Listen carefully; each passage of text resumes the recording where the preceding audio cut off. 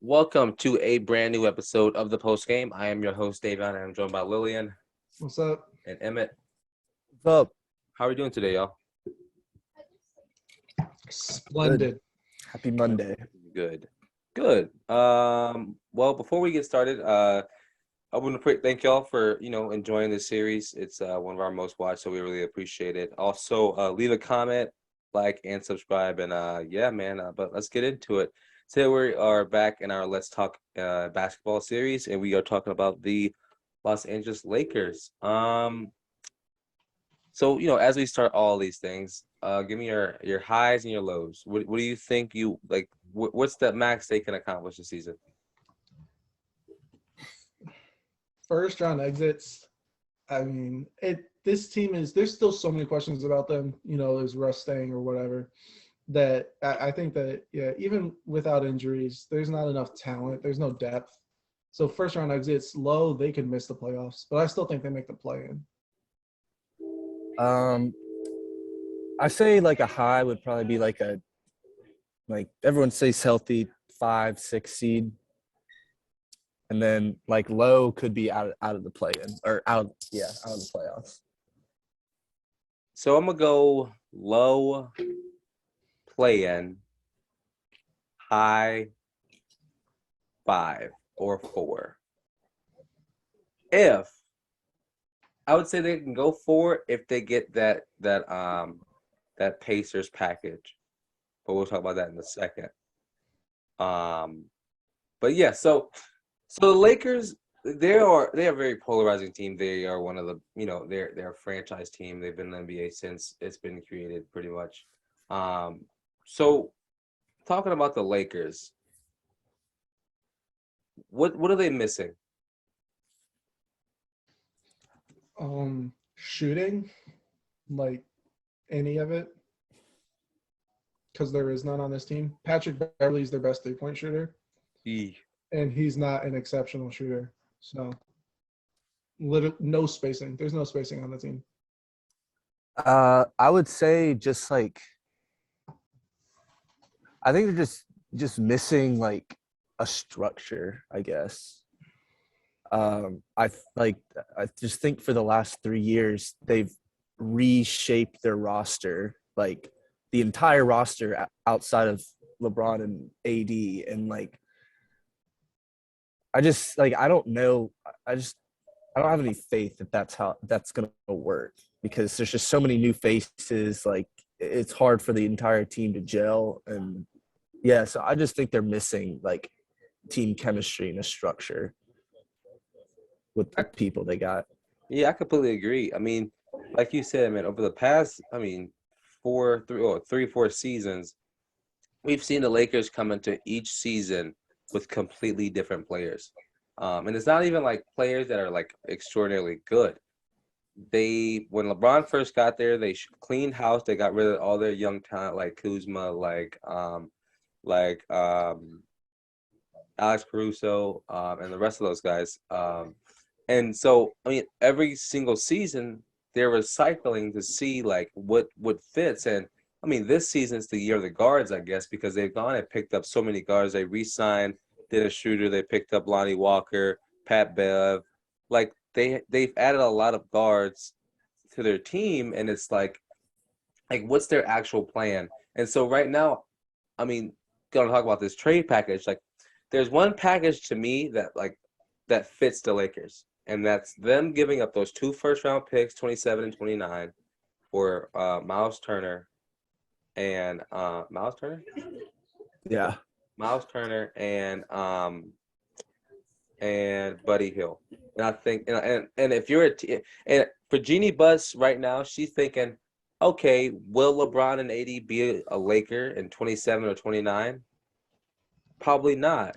And I understand like why she's very hesitant to give both picks away, but I also think you need to like be realistic. Are you trying to win now, or are you trying to think about the future? And so like if she's trying to win now, she has to make those trades, because if not, then Russell Westbrook will come off the bench and your team will not succeed. So with this Lakers team, are there any gems on here besides LeBron? Like anybody we think can have a standout season? I mean, I'd look to Anthony Davis, number one. Standout season for him, honestly, is show that he's still the all-pro, all-defensive player that he used to be. But he needs to stay healthy. If I'm Anthony Davis, I need to see at least 60 games out of him. Yeah. And I'd also look to see what Russell Westbrook can do. I mean, it's always these three guys, but Russell Westbrook had, 18, 7, and 7 last year, but insanely bad efficiency, had 4 turnovers a game. So the real question is, can Russ get back to anywhere near where he was in Washington or Houston or Oklahoma and see, how well can these three actually play together? Because we don't really see these three play together. Like hidden gems. I think there's been a lot of improvement in Patrick Beverley's offensive game in the last 2 years because he kind of has to do that if he wants to stay with a big role. Because you can just play defense, like you got to be able to shoot as well as that. So, like I think, like surprisingly, like he could, be more of a scorer, maybe. And then also, Lonnie Walker could be someone that has a good year as like a 6-man or something. He's not a great shooter, but like he's a pretty plus defender and pretty good playmaker at his position. So, but other than that, it's just I think everyone's like, what you see is what you get. I don't know if there's any more.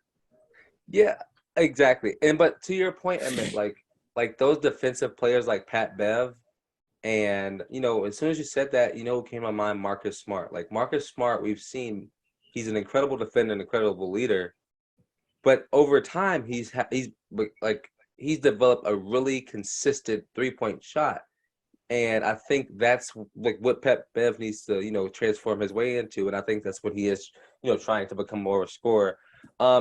So Lillian, you hit on this for briefly. Anthony Davis. He has been the biggest question mark for the past 2 seasons because of injuries, because of, unproductiveness. Like you said a little bit, but what does he need to do to really be back to that Pelicans, first team All NBA type player?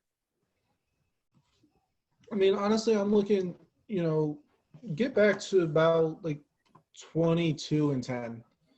That's the Anthony Davis that we all knew in New Orleans and his first year in LA, because the 21 and like 21, whatever he's been averaging the last time he played anywhere close to a full season, like that's what you need to see is around 22-10, something like that. He needs to get back to a defensive monster that can play in the post and be a true post presence. And also he needs to work on his shot 18% from 3 in his 40 games last year. There were years where he was shooting, 33, 34. So get back his shot that he developed. And I understand, I think a lot of it was he added muscle before last season, and so messed up his shot. Figure out a way to get back his shot and get back to that double-double average, because if he doesn't do that, I think we're seeing the beginning of the downfall of it. Yeah, I completely agree. Which I do want to add, though, that's not hitting on Anthony Davis. At that point, the man's just been in the league 10 years, and not everybody's LeBron James and can go for 20. Yes. So I do think that if we do see the beginning of the downfall for Anthony Davis, it's not because he's a bad basketball player. It's just because he's getting old and injuries got to him. So I know we don't like to really speculate, but do we actually think Russell Westbrook will be a Laker the entire season? Yeah, I think so. I think they really just don't really have a choice. I don't think they're willing. If they're not willing to part with those first round picks that Lillian mentioned, I don't think that Westbrook's going, because no one's going to take on that cap if they don't have to. um, and give up some of their rotational pieces for him, because then like he's probably going to sign elsewhere and then you lose him for nothing. So like I think they figure out a way to implement him in the system, whether that's to come off the bench or not play in crunch time, which I don't know. But it's just gonna. I just think they're locked into him for the season. I just don't see a way that they lose him. I mean, I think there's a definite possibility, but I think with a new coach and a new system, they'll definitely wait as long as they can to see how he performs. But if he doesn't perform up to the standards, then I think we see him gone by the trade deadline. Yeah, I agree. I mean, if Jeannie Buss it's completely up to like what her philosophy is over the next 10 years. Does she want to start rebuilding after LeBron and AD leaves? Or does she just want to say, let's win now? You know, and if it's win now, you make that trade. So Russell Westbrook, there's a new head coach, new system. Do we think he can actually be okay coming off the bench? And like, do we think his ego is too big for him coming off the bench?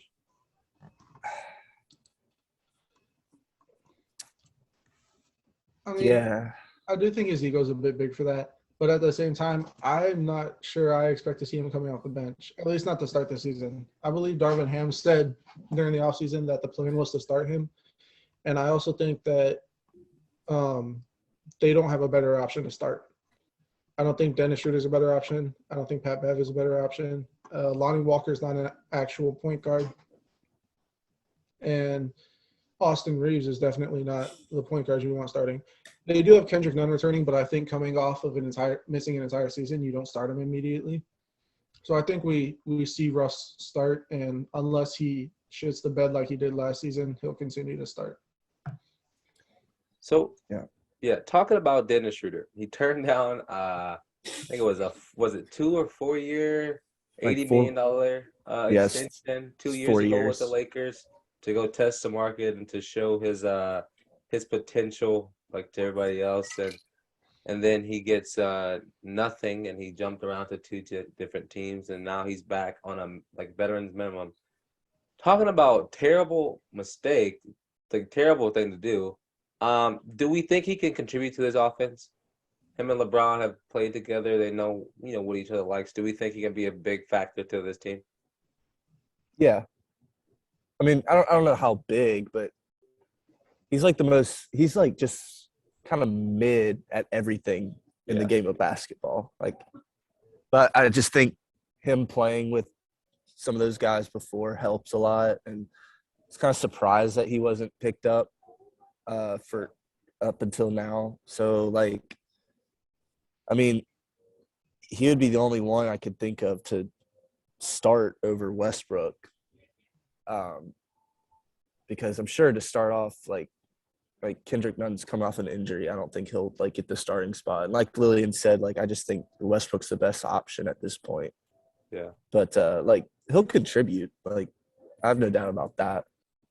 Yeah, I think Dennis Schroeder is a really good scoring piece off the bench. I mean, we saw him. He averaged 14 in Boston last year. Was averaging 11 and 6 in Houston. So I think that Dennis Schroeder is by no means a bad point guard, but I don't think he's starting caliber. But I think as like a take over the second unit off the bench, I think he could be effective at that role. Yeah, I completely agree. So, as we begin to wrap the Lakers up, we didn't talk about the one big, the big thing, LeBron James. What are we expecting out of him this season? I mean, depending on their record, like he could have an MVP season. I don't see why not. Yeah. But they got to be good. Yeah. At least a 5 seed. Yeah, I mean, he averaged 38 and 6 last year. Crazy. But, I mean, yeah, they'd have to actually be good for that to matter. And so I expect him to continue playing along that type of stat line. Well, maybe not 30 because, I mean, he had been steadily average at 25 a couple years before. So maybe like 28. But yeah, I think LeBron's going to be LeBron. And whether or not he gets the hardware comes down to the rest of the team. Yeah. I mean, we've seen he's played like he's in his prime for the past 3 seasons. And it's showing, man. It's ridiculous how someone can be so good at something for so long. Just look at Tom Brady, Him and Tom Brady, they're drinking the same water. Something. They're not aging. And LeBron just looks like he could do well. But yeah, I mean, this Lakers team is a team of uncertainty and question marks, honestly. It's about how the others are going to help LeBron James. And I think when it comes to any sport, it's always, or any team, it's always about the others. Can the others, gather around and rally that superstar like LeBron James is? Can AD really benefit and aid LeBron James? Like that's another big question mark. And so, when we find that out, when the season starts, we will find that out because if we don't, then this team will be in the play-in again this season or out of the playoffs. Yeah. So as we begin to wrap up, any final thoughts for the Lakers? Nope. I think it's just kind of all or nothing. Like everyone's basically off their books next year. So I don't know. I'm just more impressed that it's not 100% a new roster.